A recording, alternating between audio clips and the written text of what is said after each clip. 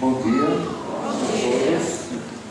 Mas nada, meus agradecimentos à Roberta e ao Alan pelo convite e a oportunidade de estar aqui. É a segunda vez que eu venho, foi no ano passado, no ano passado, para a gente tive a honra de estar aqui com vocês.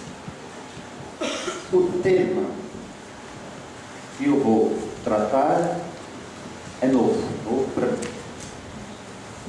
Para quem não sabe, a minha origem é a chamada psicologia moral, ou seja, estudo psicológico daquilo que responde pelo nome de moral e de ética, tema que eu vou abordar, mas que eu resolvi tratar, notadamente, em relação à educação, através de um novo prisma. E esse novo prisma é a questão do riso e do humor. Aliás, por uma infeliz coincidência, logo no dia em que eu vou tratar do riso e do humor, aprendemos o falecimento do Chico Anísio, né? Foi um grande humorista, muito presente na televisão, e cujos programas ritmaram a vida de muitos brasileiros durante décadas. Tinha o programa, não sei se vocês lembram, os mais novos é cultura, os mais velhos é memória, né? Havia o programa do Chico e havia o programa do Jô Soares. Não era o talk show, mas era o Gordo, né? Eram os dois grandes. E a Praça da Alegria, acho que não tem mais esses programas, né? Não tem. Acho que não, pelo menos se eles existirem, eles não têm o lugar tão proeminente que eles tinham. Então, por coincidência, vamos pensar sobre humor e riso justamente num dia triste, que é o dia que a gente aprende a morte do Chico Buarque. Chico Anísio. Chico Anísio. Bom, então, primeiro, por que o tema do humor? Por que o tema do humor e do riso? E por que esse tema para a educação? Eu defenderia de maneira global a importância desse tema da seguinte forma. Primeiro, é um tema atraente. É um tema atraente para qualquer pessoa e sabe-se que é um tema muito atraente para as crianças e para os adolescentes. Por mais que a escola possa ficar triste, as crianças e adolescentes estão no mundo do humor. Primeira coisa. Segunda coisa, é um tema universal. Vocês não vão ter cultura, seja aqui e antes, ou aqui em outro lugar, que não tenha riso e humor. As formas do humor, as razões dos risos podem serem diferentes, dependendo da época e do lugar. Porém, o tema é universal. Como eu já disse, é um tema muito apreciado pelo público com o qual vocês trabalham, seja com crianças e jovens. É um tema também, riso-humor, que desencadeia uma grande produção cultural. Notadamente, hoje em dia, né? Se programas semanais como Chico Anísio, Jô Soares, a Praça da Alegria, hoje em dia são diminutos, mas o espaço que o humor tem na televisão é maior do que era antigamente, notadamente através de seriados, Friends e coisas do tipo, né? Que nos vem em geral dos Estados Unidos.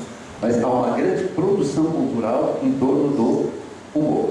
Produção essa, às vezes, bastante suspeita do ponto de vista da qualidade, mas, às vezes, reconhecidamente de valor.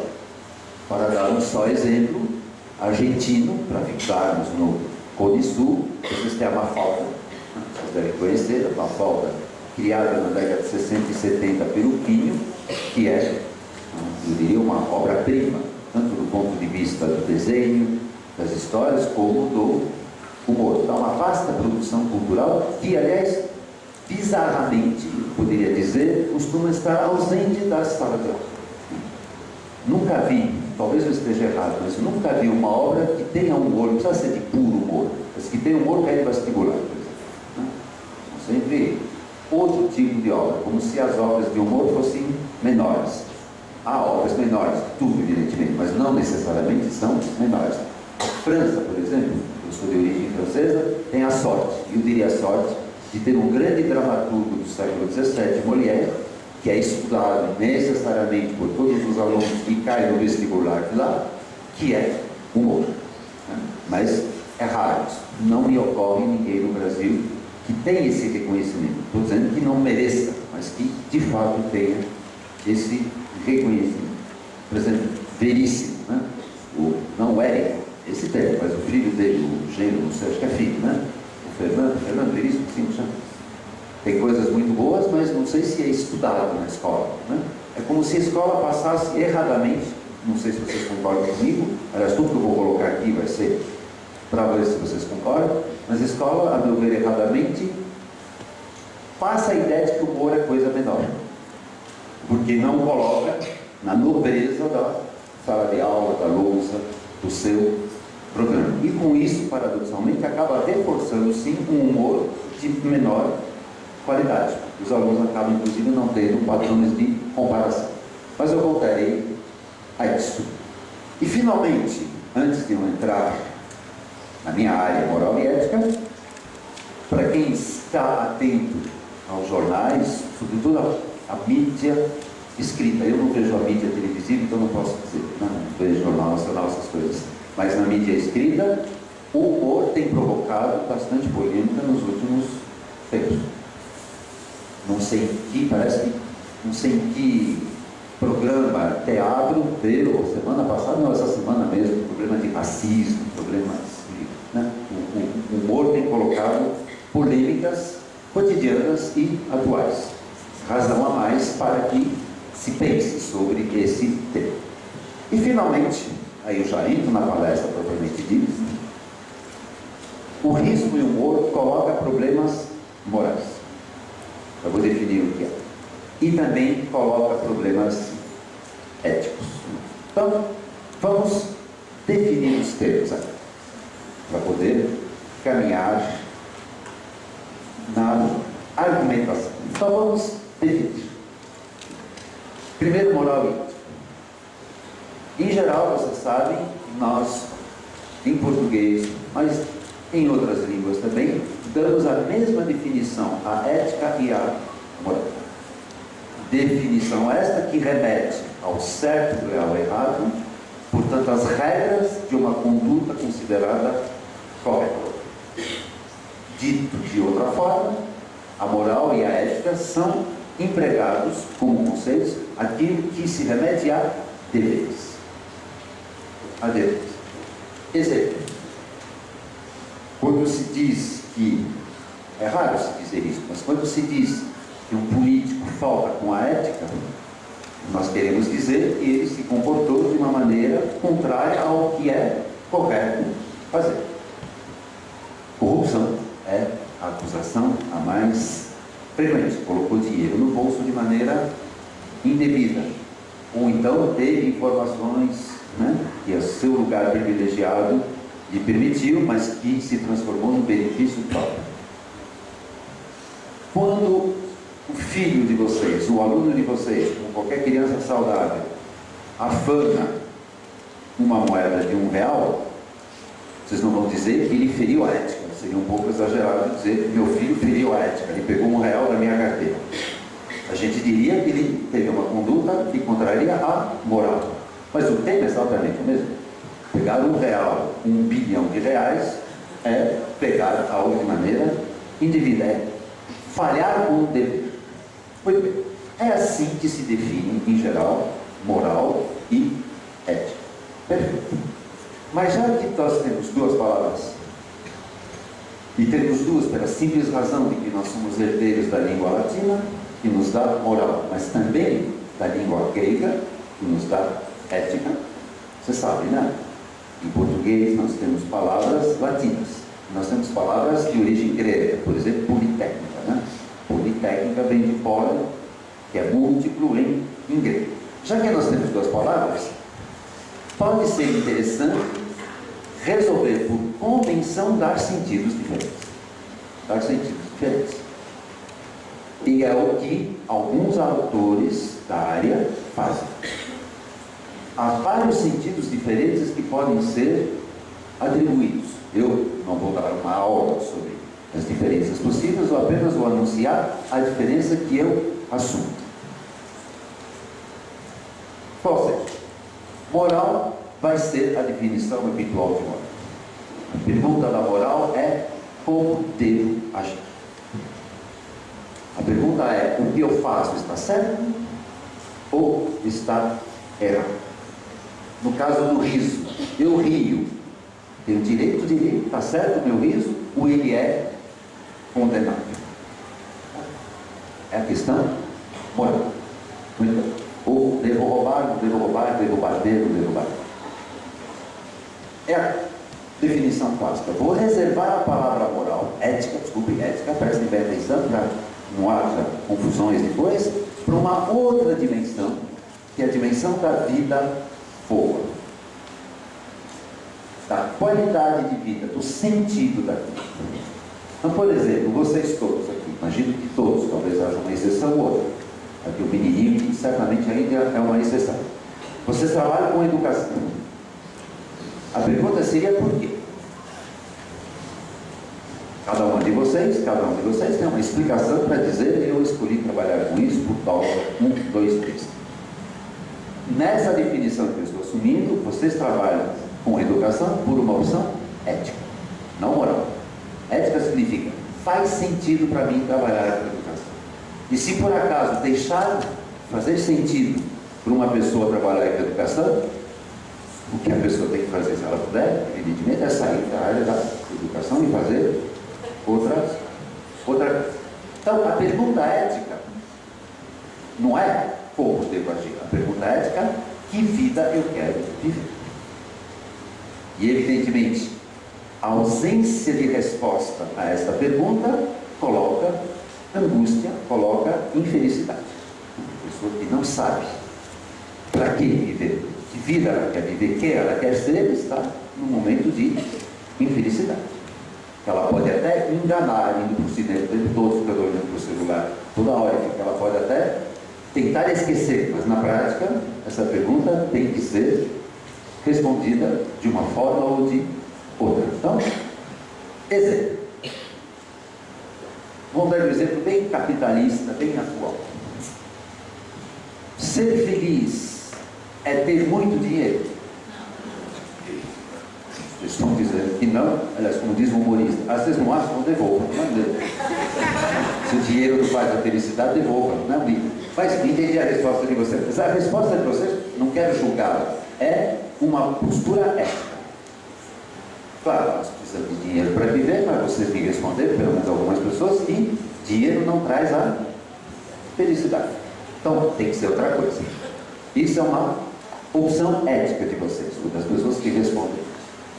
Imagina que alguém responda: não, sim, ter dinheiro é absolutamente, e muito dinheiro, essencial a uma vida boa. É uma opção dele, pode estar errado, mas é uma opção. Aí vem a questão moral. Pode roubar esse dinheiro? Não. Pode, mesmo sem roubá-lo, ganhar esse dinheiro a revelia de qualquer ato de solidariedade, de maneira egoísta? Aí é uma questão moral. Não posso ter alguém que diz: para mim ter dinheiro é ótimo, pode dizer: acho que você está enganado, mas tudo bem. Essa questão moral é: bom, mas como é que você faz para ganhar esse dinheiro? Você pisa nos outros, você ignora os outros, pior ainda, você rouba, você é corrupto. Isso é questão moral. Mas se a pessoa dizer: não, eu não roubo, eu sou solidário, eu sou generoso, justo, etc. e tal, aí a discussão é essa: será que dinheiro traz a felicidade? Será que minimamente sim, mas e assim por diante? Tá bom? Por isso que tem uma bela definição de ética que articula ética e moral. De Paul Ricoeur, eu acho que até eu tive a oportunidade de comentá-la aqui há um ano, é assim. Eu gosto dessa definição porque ela sintetiza tudo que eu acabo de dizer em uma frase só. Ética, 2 pontos. Vida boa para e com o outro em instituições justas. Então, cada um de vocês pode pensar se vive uma vida ética. Vamos repetir a definição. Se vocês estão vivendo uma vida ética, isso significa que a vida de vocês é boa.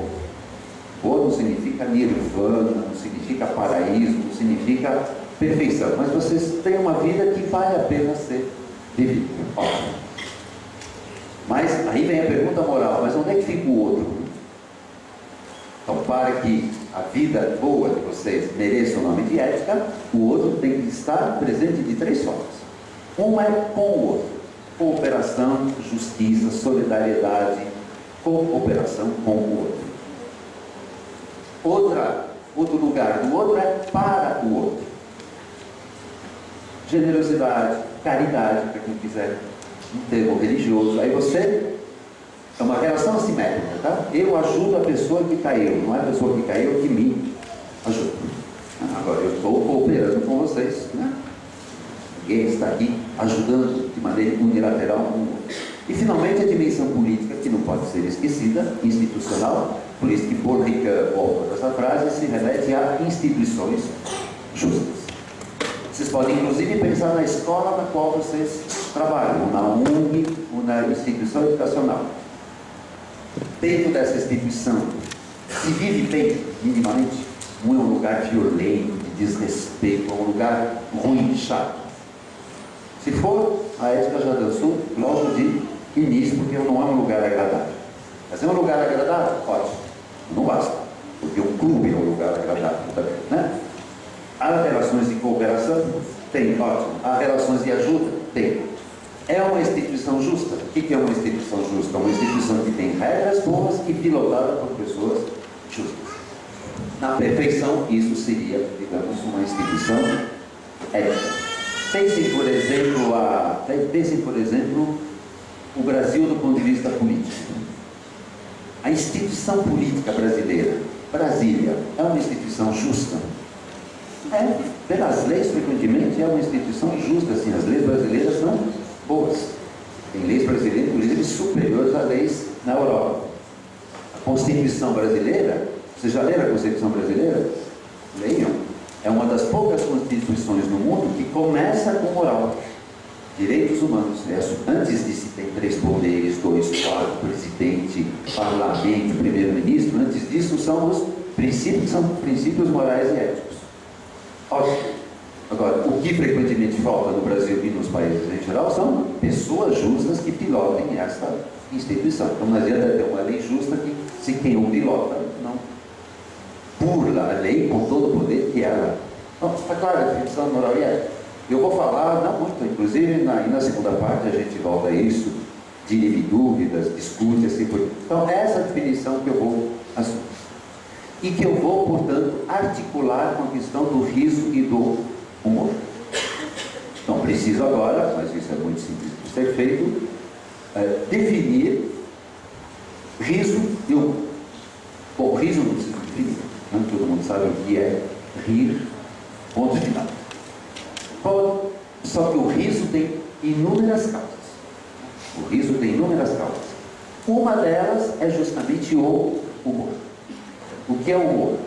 O humor é uma criação cujo objetivo, nem sempre bem sucedido, é fazer o outro rir. É uma criação, é um trabalho. Essa criação pode ser espontânea. Não, você ouve alguma coisa e você fala, reage de maneira humorística. Um segundo antes você não tinha a mínima ideia que você ia dizer aquilo, mas a situação te inspirou aquela frase e as pessoas riram. Outra é o trabalho. Você vai escrever uma peça de teatro, uma piada, um curso não, mas um texto. Então, risco, por exemplo, toda semana, o macaco Simão na Folha todo dia, esse tem que preparar um texto, certo? Para fazer os outros rirem. Certo? São duas formas diferentes. Evidentemente, os registros que a gente tem de humor são os registros não espontâneos, que raramente são consignados, mas as obras. Tá bom? Muito bem. Então, agora vamos, bem cartesianamente, na primeira fase, primeira parte da minha palestra, pensar a questão do riso e do humor pelo prisma da moral. Muito bem. Então, primeiro, todos os autores que trabalham sobre o riso, também sobre o humor, faz uma diferença entre o riso positivo e o riso negativo. Que já é uma diferença moral. Exemplo. Vocês riem de alegria. Ou vocês riem de um sucesso que vocês obtiveram. Ou então vocês riem de uma cena de um cachorrinho que faz alguma coisa estranha, né? Ou do pique de uma bola, ou simplesmente vocês riem porque estão de bom humor. A gente costuma falar, a pessoa ri à toa. Tem um motivo preciso. É um riso positivo? Sim. Pouca gente vai negar que é um riso positivo que ria à vontade, promete. Em compensação, se eu rio de raiva, acontece isso, né? Rio de raiva. Se eu rio da humilhação de alguma pessoa, né? Estou vendo alguém sendo humilhado, eu rio.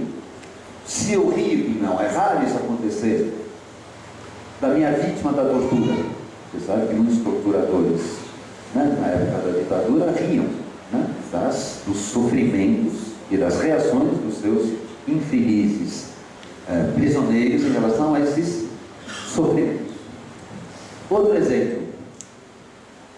Existe um riso positivo chamado riso de inclusão.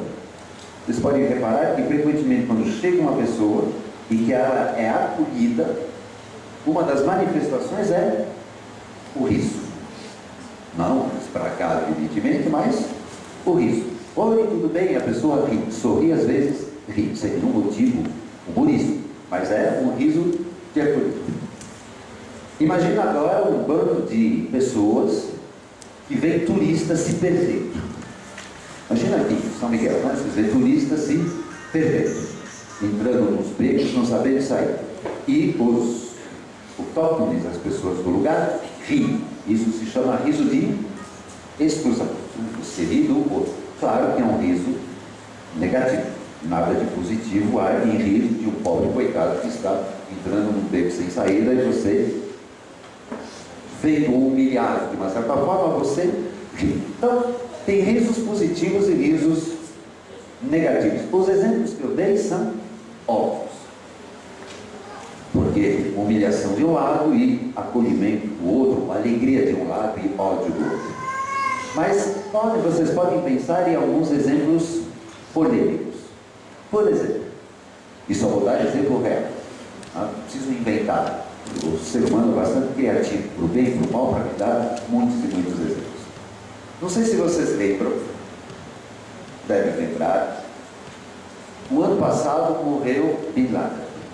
Ele foi assassinado pelos americanos no Paquistão. Lembra do Bin Laden? Não. Terrorista, número 1.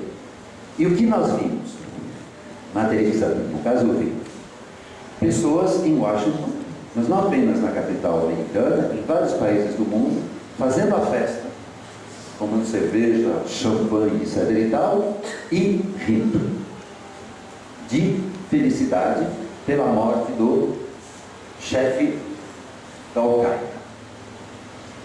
No mínimo, dá para problematizar. Esse é um riso positivo ou é um riso negativo? É um bom riso ou é um riso, no mínimo, suspeito? Já dou a minha posição, mas apenas uma posição. Nós vamos ver depois alguns critérios para poder resolver de maneira coletiva, não individual. Mas eu, pessoalmente, acho triste rir da morte de um homem, seja qual for este homem, né? Tem algo de vingança primitiva, sabe a lei do italiano? Olho por olho, dente por dente, se me dá um tapa, eu te dou um tapa. Ou seja, né? Algo de triste, de uma certa forma. Eu, pessoalmente, acho isso. Mas, pelo jeito, um grande número de pessoas achavam-se totalmente no direito e felizes da vida e autorizados em rir da morte de alguém que certamente não era flor que se cheie, mas de um ser humano. Por exemplo, acabou de acontecer na França, não, vocês ficaram sabendo, uma tragédia, um menino lá que matou 3 policiais, depois 3 crianças e um dos pais numa escola judaica, foi morto. Provavelmente seja um alívio, que era uma pessoa tão perigosa e tão organizada, né, e destemida como ele seja morto, mas ficamos ricos, no mínimo é problematizável, digamos assim. É problematizável. Mas se sabe que frequentemente as pessoas riem. Sabe uma das coisas que acontece muito em linchamento? As pessoas riem, né? Riem do sofrimento e da morte final, quase inevitável daquela pessoa. Vou dar um exemplo bem mais leve do que, mas que para mim é problemático também, que é um pouco a mesma coisa, só que num nível bem menor, mas extremamente divulgado, tanto que tem brasileiros que todo sábado, todo domingo à tarde, quase que vivem a semana inteira para esperar isso, só os vídeos cacetados. Né? Eu gosto de futebol, às vezes só a Globo passa, sou obrigado a ver a Globo e os gritos do Galvão. E quando eles anunciam que depois vai haver o Fantástico, não, o Faustão, sempre está no anúncio e as vídeos cacetados. Parece que Faustão sem vídeo cacetado fecharia o boteco, não sei, na impressão. No mínimo dá para problematizar. Estou dizendo que quem vê vídeo cacetado vai para o inferno, estou dizendo isso, né? Mas rir da desgraça alheia, vídeo cacetado. Inevitavelmente é rir da desgraça alheia. É um riso positivo. Não estou dizendo que não seja engraçado certos tons. Aliás, é só tombo, praticamente. Vídeo cacetado é só tombo, né? Mas, no mínimo, é problemático. Às vezes dá vontade de rir de algumas coisas, mas pobre pessoa, tá certo? Tem pessoas que devem, inclusive, se machucar razoavelmente bem, não é isso? É, no mínimo, problemático. Passemos, então, ao humor. Porque, por enquanto, só falei do riso. Também se faz riso, humor positivo e humor negativo. Rir de uma boa piada, de um bom xiste, rir de uma boa comédia, não coloca problemas. É um riso positivo. Em compensação, há problemas possíveis, normalmente problematizáveis. Eu faço uma piada de português, eu conto uma piada de português. Estou zombando do português. Eu tenho direito de zombar desse português? É uma pergunta, isso eu vou tentar equacionar daqui a pouco. Mas é um riso positivo, que se eu rio de uma boa piada, de seja lá o que for, tudo bem. Mas se é de português, loira, judeu, negro, isso eu vou me demorar um pouquinho sobre isso. No mínimo é por aí. Então, tudo isso para dizer que nós temos um problema que pode ser assim resumido. Temos ou não o direito de rir de determinadas coisas. A rigor, vocês têm duas turmas na resposta. Vocês têm a turma que, em geral, é a postura da maioria dos humoristas no Brasil, humoristas ou divertidores. Acho que muitos aqui não merecem o nome de humoristas, são divertidores até, né? Fazem rir, há pouca arte por detrás. Mas vamos chamar de humoristas, já que eles se chamam assim. Pelo que eu li, ouvi, a maioria dos humoristas no Brasil tem a seguinte posição: pode-se rir de absolutamente tudo. A liberdade de rir e de fazer rir é absoluta. É a postura, por exemplo, de um Rafinha, né? Que trabalhava, acho que não trabalha mais no CQC, ou programas desse tipo. Oposto a essa turma, que em geral é a turma dos humoristas no Brasil, eu digo bem do Brasil, porque isso não é verdade em todos os países, você tem a outra turma do politicamente correto. E a turma do politicamente correto, a rigor, como a maioria das piadas são de zombaria, então não se pode rir nunca, porque se você retirar as zombarias, o humor fica com apenas 10% da sua produção. Em geral, você zomba de alguém, de um povo, de uma situação, de uma casta, assim por diante. O povo do politicamente correto proibiria toda e qualquer piada, porque é de português, porque é de negra, de judeu, de homossexual, é de loira, e assim, porque essas são as duas opções extremas. Pequeno parênteses. Essas duas posições extremas não são apenas uma característica contemporânea, mas elas têm as suas raízes na nossa própria história, que é muito influenciada pela religião. Vocês sabem qual é uma instituição que durante muito tempo, ainda é, mas menos, durante muito tempo foi uma grande inimiga do riso? A igreja. A igreja católica.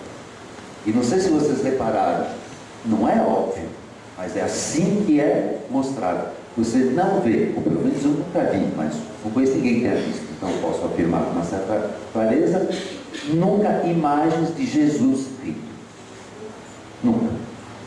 Ele sempre está ou triste, sobretudo quando ele sofre, ou então ele está sério, calmo, mas sério. Em compensação, quem é mostrado rindo na religião católica é o diabo. É o diabo. Tanto que se fala em risada diabólica. Então, na nossa cultura, embora isso não seja mais válido hoje, nós temos uma associação até profunda entre riso-diabo, riso algo, no mínimo, perigoso, e o lado do bem não ri. Em compensação, veja o budismo. Buda ri. Bom, vocês não são budistas, mas sim. Quer dizer, ele não, mas as representações do Buda envolvem, ou não, às vezes ele está bravo, às vezes não, mas envolve a risada. Ou seja, essa proibição quase que implícita do riso é típica da nossa história judaica cristã. Na Bíblia se ri. Na Bíblia do Antigo Testamento, portanto a parte judaica apenas, se ri. Pouco, mas se ri. Por exemplo, quando Cristo diz a Abraão, Cristo ri, quando Deus, Jeová, diz a Abraão que ele vai ter um filho, e o Abraão já tem 100 anos de idade, e a mulher dele 90, né, e não havia medicina na época, eles riem. Eles riem, porque como assim você tem um filho? Tá certo? Você não vê Deus rindo, mas o riso está presente. No Novo Testamento ele é proibido de uma certa forma, né? E se sabe historicamente o quanto a igreja, se vocês quiserem ter não uma prova, mas uma bonita história sobre isso, talvez vocês já tenham lido ou visto, é o filme, o romance, que é sempre melhor que o filme, se diz mais completo, O Nome da Rosa. O Nome da Rosa, de Humberto Eco. Vocês retirem qualquer locadora, né, que é um filme que ficou famoso. Eu aconselharia mais um livro, porque existe muito mais elementos no livro. É um livro grande, mas o filme dá conta. É a história que se passa na Idade Média. Vocês querem o final do filme? Que se passa na Idade Média, e o tema central, um dos temas, é a questão do riso. Só falo isso. Mas é um filme baseado não em fatos verídicos, evidentemente, é um romance policial inventado pelo Humberto Eco, mas num contexto verídico, né? Não é uma história absurda, pelo contrário, é uma história que faz sentido na ideia. Muito bem. Mas, para não ficarmos nem com a turma que pode rir de tudo, tanto faz se a piada é boa, e também não com os tristes politicamente corretos, do a rigor não se ri de mais nada, vamos pegar critérios. E para isso, evidentemente, eu volto da minha área, que é a área da moralidade. E que, creio eu, são critérios que seriam importantes de serem trabalhados com os alunos, seja qual for a idade deles. 3 critérios eu vou tomar, 3 temas e 3 critérios. Primeiro, generosidade, que não vai ser difícil de explicitar. Segundo, dignidade. E terceiro, violência. Violência.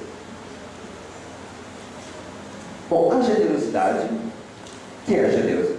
Generosidade é dar ao outro o que é uma necessidade do outro. Diferentemente da justiça, na generosidade eu não dou ao outro o que é direito do outro. Eu dou aquilo que eu julgo ser uma necessidade singular daquele outro. Na justiça, não. Na justiça eu dou ao outro o que é um direito. Então peguei-nos na sala de aula, para quem é professor. Por justiça, vocês devem tratar todos os alunos da mesma forma. Não privilegiar nenhum. Ótimo. Pela generosidade, vocês vão ter que perceber em cada aluno características singulares, traços de personalidade específicos e tratá-los, evidentemente, com a especificidade. E se um aluno precisa, ele, Joãozinho, Mariazinho, de alguma coisa que os outros não precisam, por justiça, não precisa ajudar, mas por generosidade vocês vão ajudar, certo? Isso vale em qualquer relação social.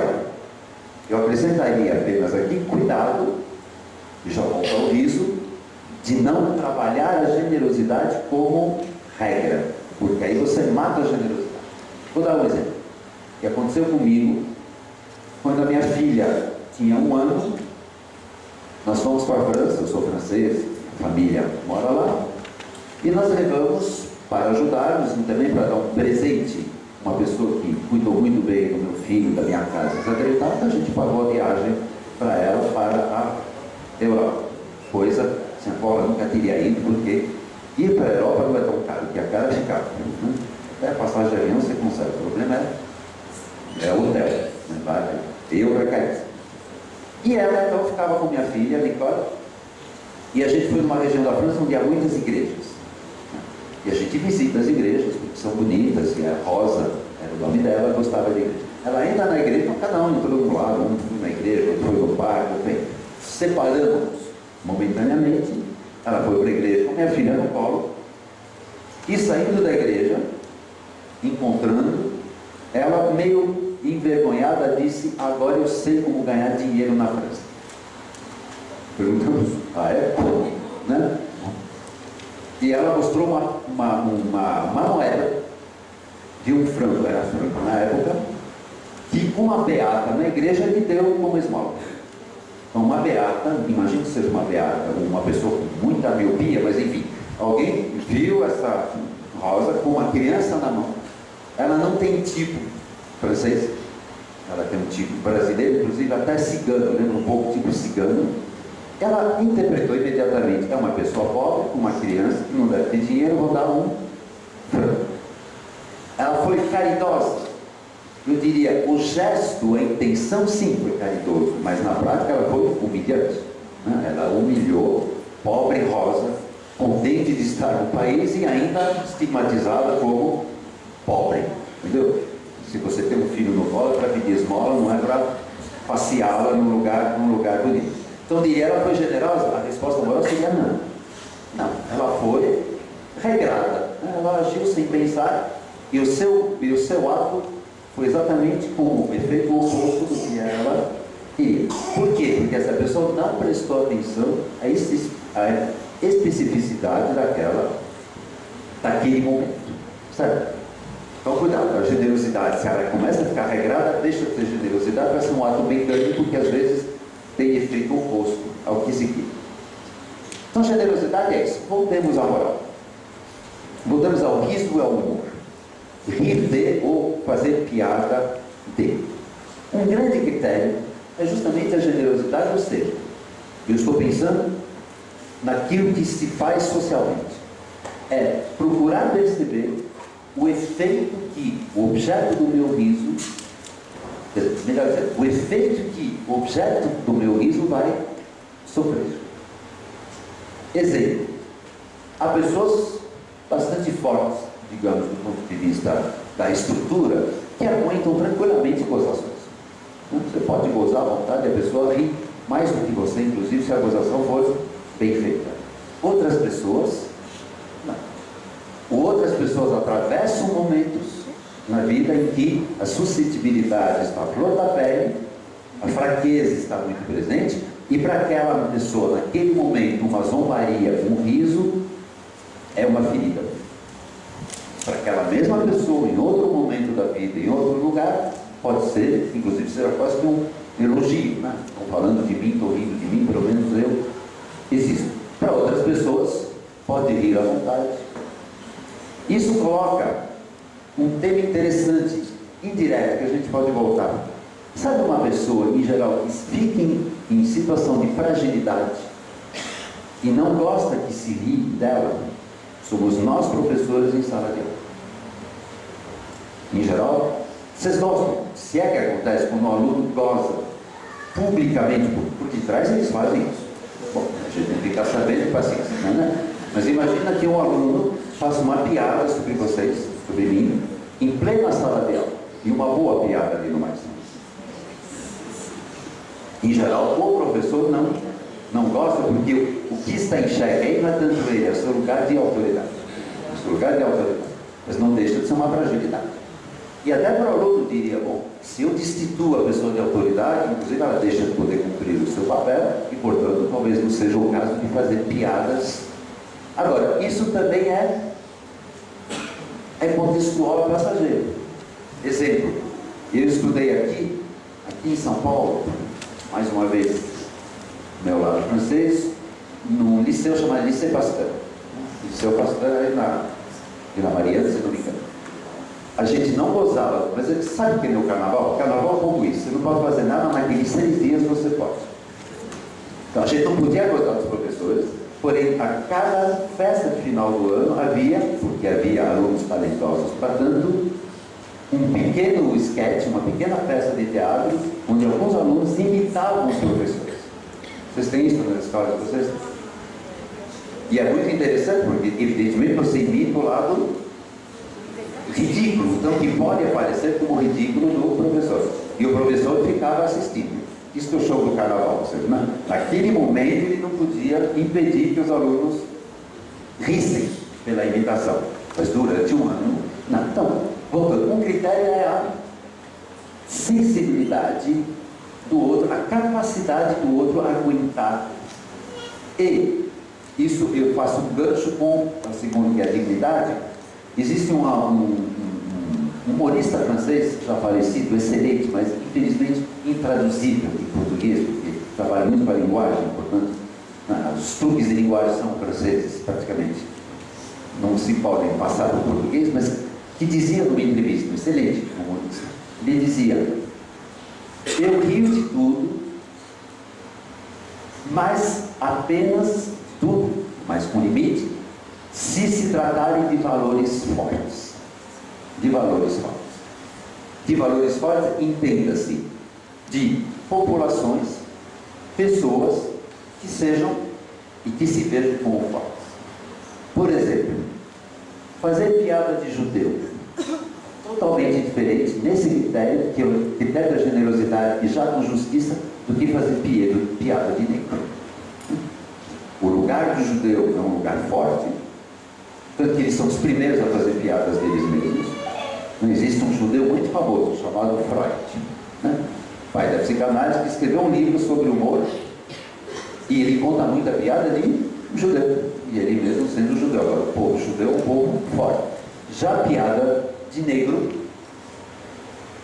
dá sem dúvida para dizer que a comunidade negra no Ocidente, não na África, mas no Ocidente ainda é uma comunidade frágil, ainda é uma comunidade fragilizada. Então, fazer piada de negro e fazer piada de judeu, por mais que a piada seja boa, não é a mesma coisa se eu levar como critério a força, né? A força do valor, a força psíquica ou cultural daquela população. Eu diria, hoje em dia, tudo isso é para discutir.